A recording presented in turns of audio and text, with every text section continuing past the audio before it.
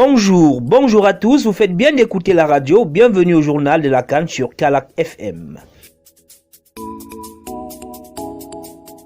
24e édition de la Coupe d'Afrique des Nations de handball, le Yaoundé vibre au rythme de la compétition. Camerounaise et Congolaise gagnent à l'entame dans le groupe B, place mercredi à la première journée dans les groupes A et C. Et puis en fin de journal, nous allons recevoir Fabien Baleba, l'ancien entraîneur national de handball du Cameroun et l'invité du journal.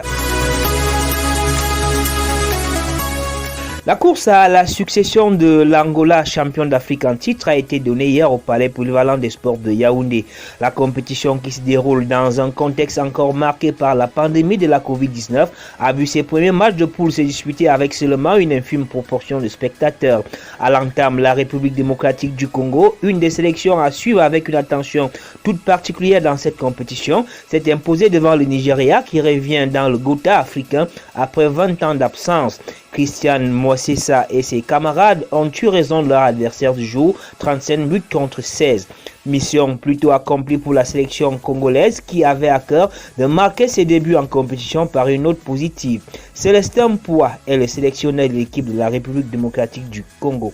Moi je parlerai d'abord de la réussite sur le plan offensif et sur le plan défensif, surtout en première partie. C'est là où nous avons assuré. On n'a pas raté les débuts, c'est ça qui a fait qu'on puisse prendre l'équipe du Nigeria d'entrée. Avec certaines observations qu'on a eu à faire, on avait trouvé que c'est une équipe qui était beaucoup plus agressive en défense, mais qui avait quelques difficultés dans le maniement du ballon. Il fallait qu'on puisse exploiter ce point négatif-là. On essaie de serrer la défense, plus un peu de réussite en attaque. Voilà le résultat. L'équipe du Nigeria, en deuxième partie, est ressaisie. Et je crois que pour la suite de la compétition, il y a des choses comme ça, on peut mal commencer. Mais je crois qu'il faut prendre au sérieux cette équipe-là.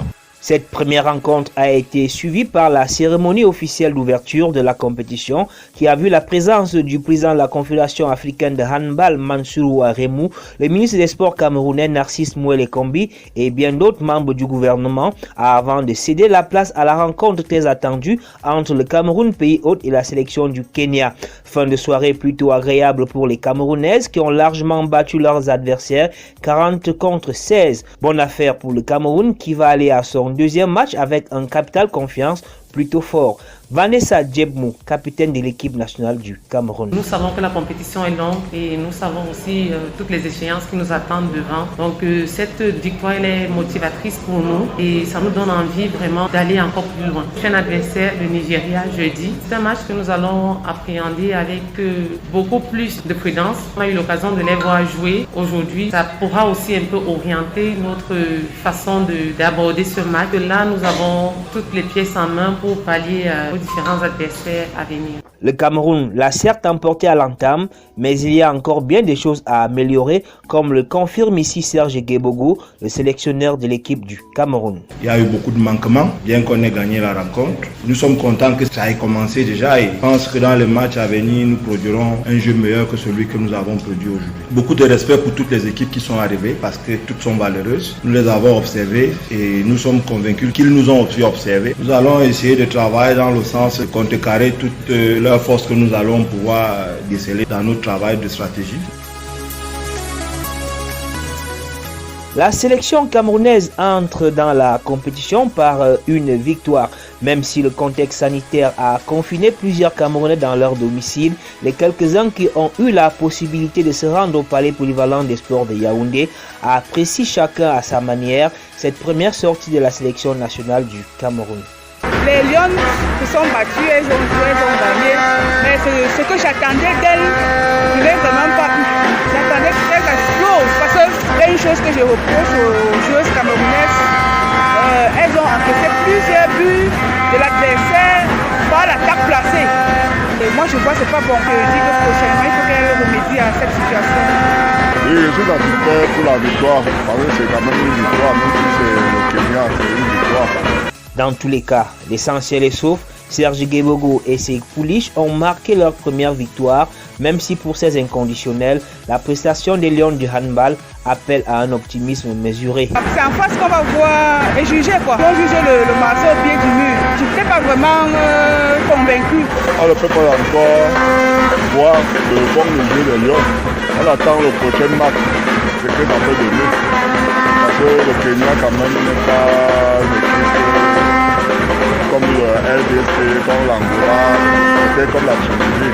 On attend le prochain match. Le Cameroun s'est plutôt bien sorti d'affaire pour le premier round. Le prochain match, deuxième sortie, qui devra confirmer sa qualification pour la suite de la compétition, ce sera face au Nigeria et le maçon sera alors jugé au pied du mur.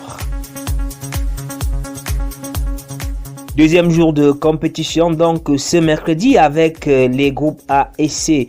3 matchs sont au programme à partir de 14h au Palais Polyvalent des Sports de Yaoundé. À suivre, Sénégal-Madagascar dans le groupe A, Angola-Cap-Vert dans le groupe C à partir de 16h. Et l'ultime rencontre de la journée dans le groupe A va mettre aux prises tunisiennes et guinéennes à partir de 18h. Début de la deuxième journée demain jeudi avec au programme République démocratique du Congo-Kenya à 16h et Cameroun-Nigeria à 18h. C'est dans le groupe B.